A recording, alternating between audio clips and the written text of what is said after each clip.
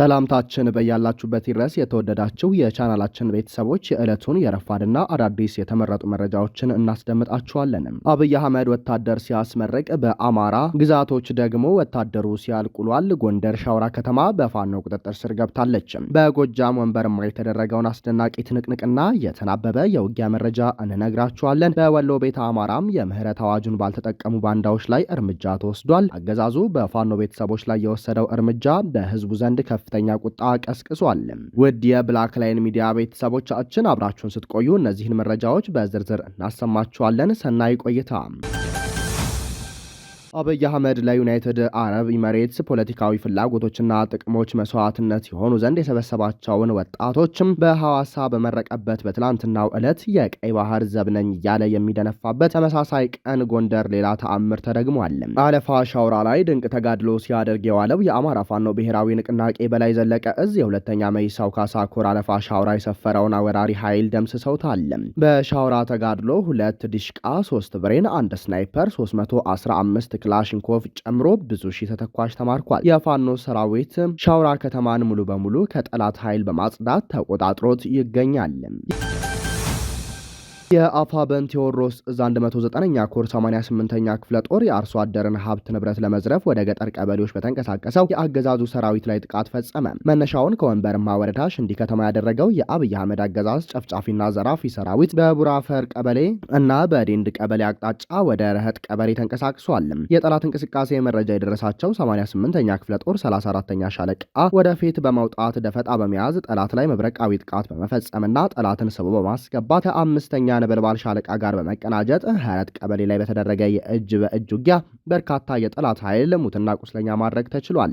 ይህ በእንዲህ እንዳለ የክፍለ ጦሩ አንደኛ ሻለቃ ሽንዲ የመሸገው ጠላት ላይ ጥቃት በመክፈት ተወርዋሪ ንስሮቿን ደግሞ መሃል ከተማ አስርጋ በማስገባት ጥቃት የፈጸመች ሲሆን ቀንደኛ የሚሊሻ መሪ የሆነው እንዳልካቸው መኮንን የተባለ ባንዳን ከእነ ግብረ አበሮቹ በመደምሰስም 3 ክላሽንኮቭ መማረክ ተችሏል። በተያያዘ አማራን በቀጥታ ከመግደል ባለፈ ተቋማቱን በየደረሰበት ሁሉ የሚያወድመው የአገዛዙ ሰራዊት የረህጥ ቀበሌ ማህበረሰብ ለማህበራዊ ፍትህ፣ ለመልካም አስተዳደርና መሰል ማህበራዊ ግልጋሎት የሚካሄድበት አስተዳደር ጽህፈት ቤት እንዲሁም ለማህበረሰቡ የሕክምና አገልግሎት የሚሰጥ አነስተኛ ክሊኒክ ሙሉ በሙሉ የሕክምና ግብአቶችንና ቁሳቁሶችን በእሳት ማውደሙን የአፋበን ቴዎድሮስ እዝ 109ኛ ኮር ህዝብ ግንኙነት ክፍል አሳውቋል። አፋበን ያወጣውን የምህረት አዋጅ ሳይጠቀሙ ቀርተው የፋሽስቱን አገዛዝ ብልጽግና ተልእኮ በማስፈጸም ላይ የነበሩ ታጣቂዎች ላይ የማያዳግም እርምጃ ተወሰደ። በመካነ ሰላም ዙሪያ ሙደለላ 31 ቀበሌ ከአማራ ሳይንት መቅደላ ክፍለ ጦር አትሮንስ ሻለቃ እና ኢንጂነር ደሳለኝ አሰፋ ክፍለ ጦር የተወጣጡ ሻለቃዎች በተናበበና በተቀናጀ ውጊያ በሙደለላ ታዳጊ ከተማ የተደረገ ሲሆን ከፖሊስ ከሚኒሻና ከሰላም አስከባሪ ተጣምረው የተቀመጡትን የስርዓቱ ወንበር ጠባቂዎች ከህዝባቸው ይልቅ አለቃቸውን ያመኑ ከህሊናቸው ይልቅ በሆዳቸው የተገዙ የዘመናችን ደናቁርቶች ላይ የማያዳግም እርምጃ ተወስዶባቸዋል። በዚህም የፋኖን የምህረት አዋጅ ያልተቀበሉ የኦሮሞ የብልጽግና አገልጋይ ፖሊስና ሚሊሻ ላይ በተወሰደው የማያዳግም አስተማሪ እርምጃ ከ20 በላይ ሙትና ቁስለኛ የተደረጉ ሲሆን 11 ክላሽ፣ 1 ሽጉጥ እንዲሁም በርካታ የደረትና የወገብ ትጥቆች ተማርከዋል። በተጨማሪም መካነ ሰላም ዙሪያ በሰኞ ገበያ ተዋ መገንጠያል በተደረገ እልህ አስጨራሽ ውጊያ ፋኖ በወሰደው መብረቃዊ ጥቃት በአገዛዙ ዙፋን ጠባቂ ሰራዊት ላይ ግለቱን የጠበቀ ውጊያ ተደርጎ በጠላት ላይ ከባድ ኪሳራ ደርሶበታል። ፋኖም ይዞታውን ያስጠበቀ ሲሆን ጠላት አንድ አምቡላንስ ሙትና ቁስለኛውን ጭኖ ወደ መጣበት መመለሱን በአማራ ፋኖ ብሔራዊ ንቅናቄ ምኒልክ እዝ ህዝብ ግንኙነት መምሪያ አሳውቋል። ከክምር ድንጋይ እስከ ደብረ ታቦር ምላሽና ከክምር ድንጋይ እስከ ንፋስ መውጫ ጋይንት ምላሽ በተደረገ ተጋድሎ ከ65 በላይ የአገዛዙ ወታደሮች ሲገደሉ 35 የቡድንና የነፍስ ወከፍ መሳሪያ በፋኖ መማረኩ ተነግሯል። ውጊያው ደብረ ታቦር ዙሪያን ጨምሮ ከጋሳኝ እስከ ዘብራ፣ ከአርሴማ እስከ ክምር ድንጋይ እንዲሁም ንፋስ መውጫ ጋይንት ዙሪያን ጨምሮ ከጎብጎብ እስከ ሳሊ፣ ከመኳቢያ እስከ ኡራኤል፣ ከማደያ እስከ ጣሪያ ጊዮርጊስ፣ ከያደሮ እስከ ክሬቸር እና አምባ ማርያም ድረስ ፋኖ ከቡድን መሳሪያዎች ጀምሮ የነፍስ ወከፍ ክላሽንኮቭ እና የከባድ መሳሪያ ተተኳሽ ቅንቡላዎችን ጨምሮ ማርኮ የታጠቀበት፣ በአንጻሩ ደግሞ የአገዛዙ ኃይል በርካታ ጓዶቹንና ይዞታዎቹን ያጣበት ትንቅንቅ ነው። በውጊያው ከተገደሉት የአገዛዙ ወታደሮች መካከል የበታች አመራሮችና ጠላት የሚተማመንባቸው መስመራዊ አዋጊዎች እንደሚገኙበት የታወቀ ሲሆንም ከተገደሉት በተጨማሪ 81 ወታደሮች ቁስለኛ ተደርገው ወደ ደብረ ታቦርና ንፋስ መውጫ ጋይንት ከተማ ሆስፒታሎች ለሕክምና ተወስደዋል። ቆስለው ወደ ደብረ ታቦር ሆስፒታል ከተወሰዱ በኋላ ህይወታቸው ያለፈ በርካታ የብልጽግና የመከላከያ ሰራዊት አባላት አስከሬን ስርዓተ ቀብር እንዲፈጽሙ የወጣት ማህበራት ተጠይቀዋል። ጥሪው የቀረበው በደብረ ታቦር ከተማ ለሰኞ ገበያ የበጎ ፈቃድ አገልግሎት ሰጪ ማህበር አባላት ሲሆን የማህበረ አባል የሆኑ ወጣቶች ወደ ደብረ ታቦር ጠቅላላ ሆስፒታል በመሄድ የወታደሮችን አስከሬን እንዲቀብሩ ነው ትዕዛዙ የወረደው። በድምሩ ከክምር ድንጋይ እስከ ደብረ ታቦር ምላሽና ከክምር ድንጋይ እስከ ንፋስ መውጫ ጋይንት ምላሽ በተደረገ ተጋድሎ ከ65 በላይ የአገዛዙ ወታደሮች ሲገደሉም 81 ወታደሮች ደግሞ ክፉኛ ቆስለው በሞትና በህይወት መካከል እንደሚገኙ ታውቋል። ፋሽስቱ አገዛዝ ብልጽግና የምኒልክ እዝ ከፍተኛ አመራር የሆነውን አርበኛ ሻለቃ ሀብታሙ ደምሴ ቤተሰብ ወፍጮን ጨምሮ በርካታ ንብረት አወደመ። ፋሽስቱ አገዛዝ ብልጽግና ደቡብ ወሎ ዞን ወግዴ ወረዳ ከ100 በላይ ንጹሃን መጨፍጨፉ የሚታወቅ ሲሆን ይህ ጸረ አማራ ተግባሩን አጠናክሮ ቀጥሎ በርካታ የአካባቢው ነዋሪዎችን ንብረትም እየዘረፈና እያወደመ ይገኛል። ከዚህ ጋር ተያይዞም ወግዴ ወረዳ በአበያ ጉርባ ቀጠና ታችኛው ውልጮ ተብሎ በሚጠራው አካባቢ 16 ቀበሌ ውስጥ የአርበኛ ሻለቃ ሀብታሙ ደምሴ አባት የሆኑት የአቶ ደምሴ አድማሱ መኖሪያ ቤት ላይ ከፍተኛ የንብረት ቃጠሎ ውድመትና ዘረፋ በፋሽስቱ ሰራዊት ተፈጽሞባቸዋል። በተጨማሪም ዘራፊው የአብይ አህመድ ሰራዊት በአቶ ደምሴ አድማሱ መኖሪያ ቤት በመገኘት ተከማችቶ የነበረ 16 ኩንታል ጤፍ በአህያ ጭነው የወሰዱ ሲሆን ከዘረፋው የተረፈውን ሙሉ ለሙሉ የቤት ንብረትና በአካባቢው ማህበረሰብ ዘንድ አገልግሎት ይሰጥ የነበረ አንድ የእህል ወፍጮ በእሳት ለኩሰው በማቃጠል አውድመውታል። አገዛዙ ከአርበኛ ወላጅ እናትና አባት በተጨማሪ አጎቶቹን የአቶ ባንታ አድማሱን ሙሉ የቤት ንብረትና 15 ኩንታል እህል የአቶ ግርማ አባተ 30 የንብ ቀፎ እንዲሁም የአቶ ሙሉጌታ አባተ 3 ኩንታል እህል የአቶ ተመስገን ካሳን ሙሉ የቤት ንብረቶች አውድሟል። የድርጊት በአርበኛ ሻለቃ ሀብታሙ ደምሴ ቤተሰቦች ላይ ያነጣጠረ የበቀል እርምጃ እንደሆነ የአካባቢው ማህበረሰብ የመሰከረ ሲሆን የአቶ ደምሴ አድማሱ የህይወት ዘመን ንብረት በሆነ ወፍጮ እንዲሁም ቤትና ንብረት ላይ የደረሰ ውድመት በአካባቢው ነዋሪዎች ዘንድ ከፍተኛ ቁጣና ቁጭትን ቀስቅሷል። ከአሁኑ ጋር ለሶስተኛ ጊዜ እንዳወደሙትም ተነግሯል። ይህንን ጸረ አማራ ተግባር እየፈጸመ ያለው የሳይንት ተወላጁ የኦሮሞ ብልጽግና ተላላኪ ጀነራል ዘውዱ ሰጣርጌ ሲሆን በዚህ ደረጃ ወገኑን እየጨፈጨፈና እያስጨፈጨፈ ንብረት ሳይቀር እያወደመ ያለው ባለፈው ዓመት 2017 ዓመተ ምህረት ምዕራቡን የወሎ ቤተ አማራ አካባቢ ከፋኖ ነጻ አድርግ ያለው በሚል የማዕረግ እድገት በማግኘቱና በያዝነው ዓመት ያ የተባለው ውሸት ሆኖ በመገኘቱም ከብርሃኑ ጁላና አብይ አህመድ የደረሰበትን ከፍተኛ ውርደት ለማካካስ እንደሆነ ታውቋል። ይህ ድርጊት አርሶ አደሩን ለከፋ የምግብ እጥረትና ለኢኮኖሚ ቀውስ የሚዳርግ መሆኑን የሚገልጹት ነዋሪዎችም ድርጊቱ ሆን ተብሎ ንጹሃንን ለማዳከም የተደረገ የጥፋት ዘመቻ ነው ሲሉ በመግለጽ ጦር መሳሪያ የተጠቀመውን መፋለም እየተቻለ ያልታጠቀውን ህዝብ መጨፍጨፍ የአገዛዙን ዓላማ በግልጽ ያሳያል ብለዋል። መረጃው የአማራ ፋኖ ብሔራዊ ንቅናቄ ምኒልክ እዝ ህዝብ ግንኙነት መምሪያ ነው። በአማራ ፋኖ ብሔራዊ ንቅናቄ ጎንደር ጠቅላይ ግዛት እዝ 206ኛ ከፍ ያለው ደሴ ኮር የትግል ጥሪ አቅርቧል። ኮሩ በሰጠው መግለጫ በኢትዮጵያዊነቱ ላፍታም የማያመነታውንና ዝንፍ የማይለውን የአማራን ህዝብ በሁሉም ዘርፍ ማህበራዊ እረፍት እንዲያጣ ያደረገውን መዋቅራዊ ጥቃት ለመመከት ህዝባዊ ትግል በማድረግ ላይ መሆናችን ግልጽ ነው ብለዋል። ጸረ አማራ የሆነው ስርዓት አማራን የማጥፋት ህልሙን ለማሳካት እርስ በርሳችን እንድንገዳደል በማድረግ በግጭትና በድህነት አረንቋ ውስጥ እንድንቆይ ሁሉንም የክፋት ስራ እየሰራ ይገኛል።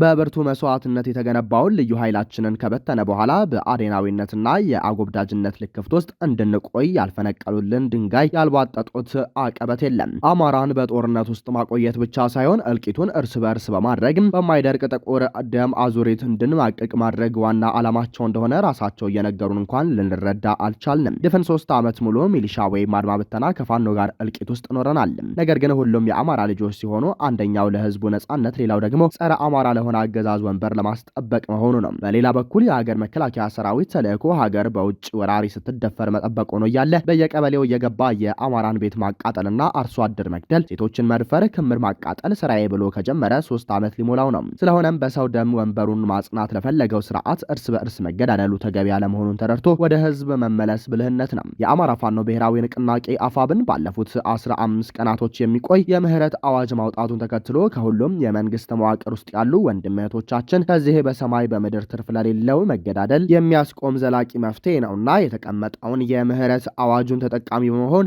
ወደሚፈልጉት የማህበራዊ ኑሯቸውም እንዲመለሱ አድርገናል፣ እያደረግንም ቆይተናል። አሁንም የአማራ ፋኖ ብሔራዊ ንቅናቄ ጎንደር ጠቅላይ ግዛት እዝ 206ኛ ከፍ ያለው ደሴ ኮር ወቅታዊ ጥሪዎችን ማቅረብ ይፈልጋል። አንደኛ፣ ለመከላከያ ሰራዊት፣ ለአድማ ብተና፣ ለፖሊስና ሚሊሻ አባላት በሙሉ ህዝባችሁን አስጨፍጭፋቸው የምታገኙት ማዕረግ፣ ቤት፣ መኪና፣ ደሞዝና ጥቅማ ጥቅም አንዳቸውም እናንተንና ቤተሰቦቻቸውን መታደግ የሚችሉ እንዳልሆነ ይልቁንስ የባሰ ተጠያቂነት ከፍ ሲልም አሟሟትን የሚያበላሽ ነውና ከየካቲት 1 ቀን እስከ የካቲት 14 ቀን 2018 ዓ.ም ድረስ ከደብረ ታቦር እስከ ጨጨሆ ከስማዳ እስከ እስቴደርና ፎገራ ቀጠናዎች ብቻ የጠፋው ወንድማማቾች ህይወት ይበቃልና በአፋብኃ የተሰጠውን የምህረት አዋጅ መሰረት አድርጋቸው ነገ ዛሬ ሳትሉ በኮሩ ስር ባሉ የክፍለ ጦር አደረጃጀቶች በኩል በስልክ አመራሮችን በማግኘት ወይንም ቤተሰብ ጓደኛ በመላክ ግንኙነት ፈጥራቸው ህዝባቸውን እንድትቀላቀሉ ስንል እናሳስባለን። ሁለተኛ ለአፋብኃ ጎንደር ጠቅላይ ግዛት እዝ 206ኛ ከፍ ያለው ደሴ ኮር ክፍለ ጦሮች ትግላችን ብዙ ወንድሞችና እህት አርበኞቻችንን የገበርንበት ነው። እናም የአማራ ህዝብ የመኖር መብቱ እስኪረጋገጥለት ፍትሃዊ ኢኮኖሚያዊ ጥቅሙ እንዲሁም የማንነትና የርስቱ አምዶች ተከብረውለት እስክናይ ድረስ የሚቆም ትግል አይደለም። ታዲያ ሁሉንም ጠላት ብለን ፈርጀን መግደል ብቻ ለውጥ ልናመጣ እንደማንችል ድርጅታችን ገምግሞ የምህረት አዋጅ አውርዶልናል።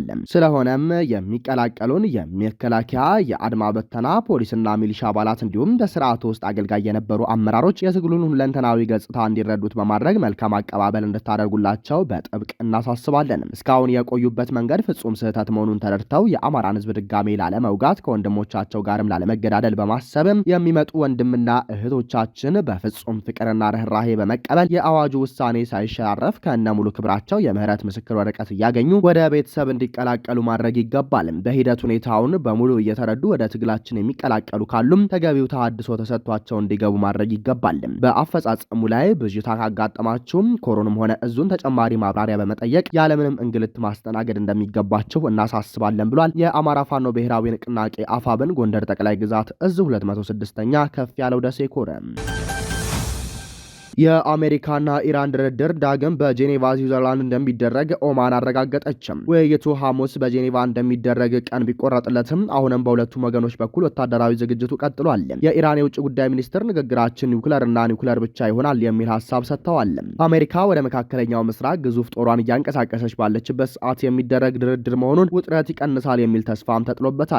ሰይድ አባስ አራግቺ ጉዳዩ ለኢራናውያን የክብርና የኩራት ነው፣ በራሳችን እውቀትና ሳይንቲስቶች የገነባ ነው በሚል ሐሳባቸውን ገልጸዋል። አሜሪካና እስራኤል የፈጸሙትን ጥቃት፣ የሳይንቲስቶችን መገደል እንዲሁም ማዕቀብን በማንሳት ዋጋ የከፈልንበት ጉዳይ ነው ብለዋል አራግቺ።